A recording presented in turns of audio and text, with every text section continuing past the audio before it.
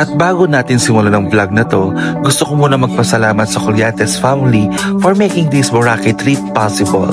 Thank you po!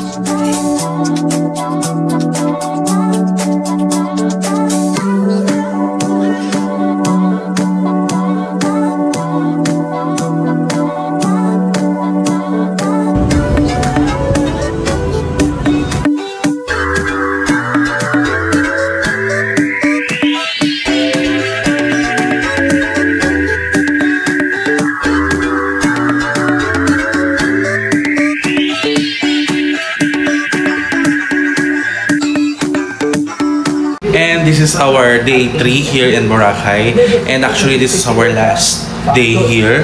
And ngayon ready na kami at we're just waiting. Ba't ako nag-i-English? Nag-aantay na kami ng check-out and outfit check muna tayo. At hindi pa tayo nagkakaroon ng room tour, so itutour ko kayo. Okay, wait lang.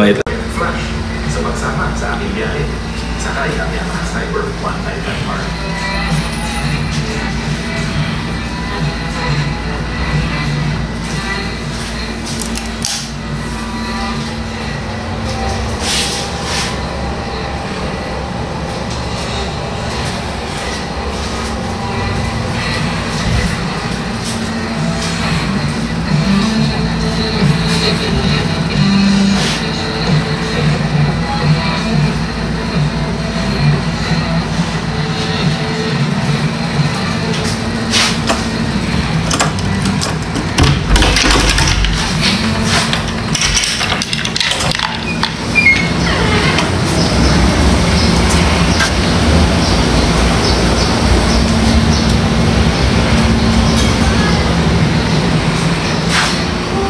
And sa our room, tatlo kami dito sa kwarto. Ako, si Sir Lindon, at si Sir Romel. So, ayun, sa buong 3 days yun, kami yung magkakasama. And, sige, labas naman tayo. And dito sa La Carmela de Boracay, gumagamit sila dito ng keycard. So, ayun, even sa kuryente. So, kapag wala ito, walang kuryente dito sa kwarto. At ito ang... Wait, double check ko lang yung kwarto. Okay naman. At ito yung hallway. Diba, parang hospital. Ito yung hallway dito sa La Carmela. At yung susunod naman nating makikita ay ang lobby nila. Hindi ito, yung lobby.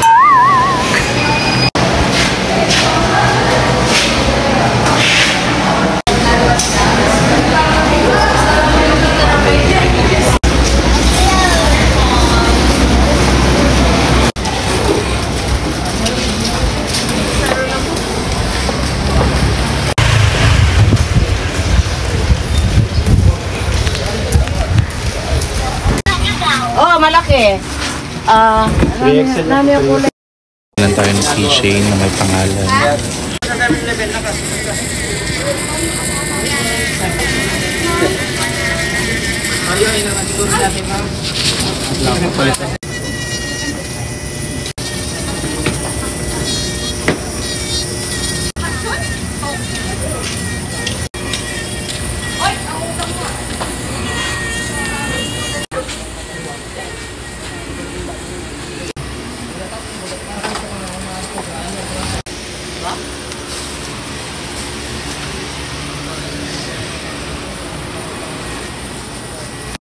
Agad tayo sa kwarto. Nagkagulang talaga ako ng laptop bag kasi wala akong bag talaga. Nakasya ang laptop.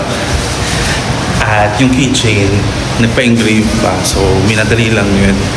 And 9 AM kasi dapat naka-check out na kami sa room. Dahil pauwi na kami. Bye Boracay!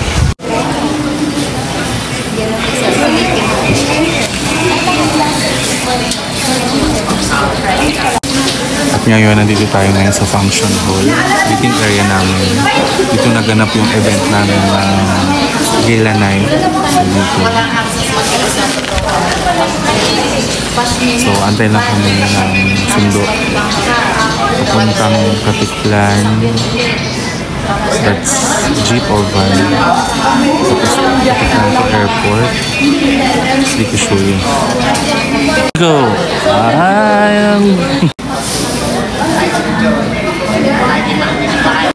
This is after Boracay.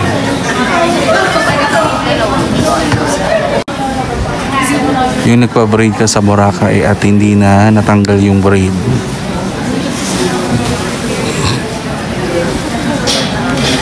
Makeup look nung Gilan night.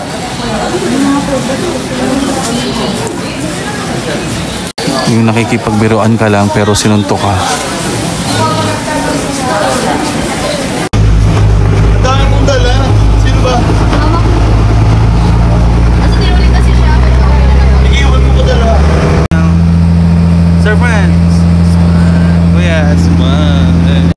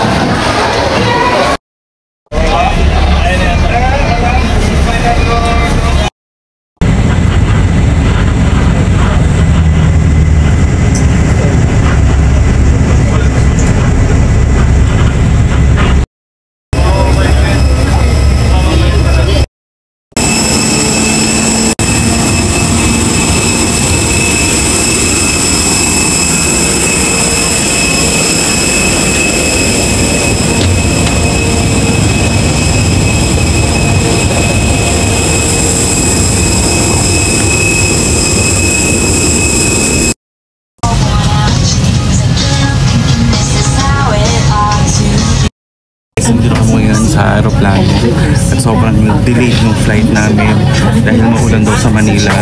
5 hours ang hinantay namin. So ngayon lang kami ulit nakasakay. So yun lang. Waiting ko tayo dito. Nakakompleto.